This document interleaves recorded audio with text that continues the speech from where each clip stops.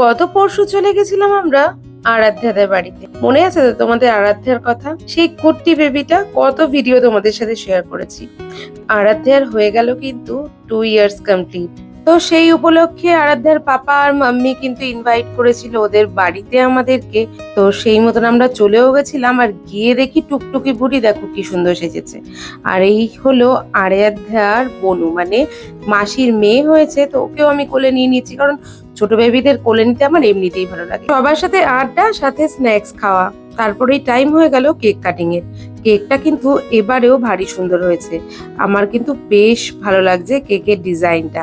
গত বছরে আরাধ্যার বার্থডেতে কেক কাটিং এর ভিডিওটা আমার ইউটিউবে ভাইরাল। ওমা, কেক কাটবে সে কি, সে তো তার আগেই কান্না জুড়ে দিল। বাচ্চাদের কান্নাটাও এমন সুন্দর হয় যে ওই ক্লিপিংটাও বাদ দিতে মোটেই ইচ্ছা করে না। তাই আর মোমেন্টটাকে কেটে বাদ দিইনি। অবশেষে মহারানী শান্ত হলো, আর কেক কাটিং এর পালাও শুরু হলো।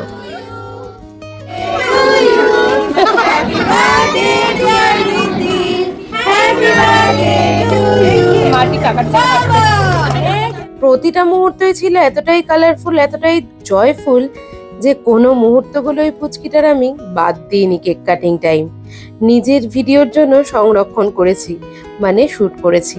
তো যাই হোক, আশেপাশে সবাইকেই কিন্তু ওরা বলেছিল, যদিও গত বছর আরো ব্রড করে হয়েছিল বার্থডে পার্টিটা, তবে এবার আরেকটা গুড নিউজ রয়েছে, যে কারণে বার্থডে পার্টিটা ছোট হয়ে গেছে।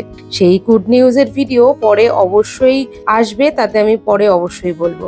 তারপরে আর কি একটু সময় কাটিয়ে চলে গেলাম আমরা ওদের ছাদে, যেখানে ছিল ডিনারের আয়োজন। ডিনারে অনেক কিছু ছিল, মাটন থেকে শুরু করে ফিশ ফ্রাই, আরো অনেক কিছু। এই ছিল আরাধ্যার বার্থডে পার্টির মিনি একটা ব্লগ।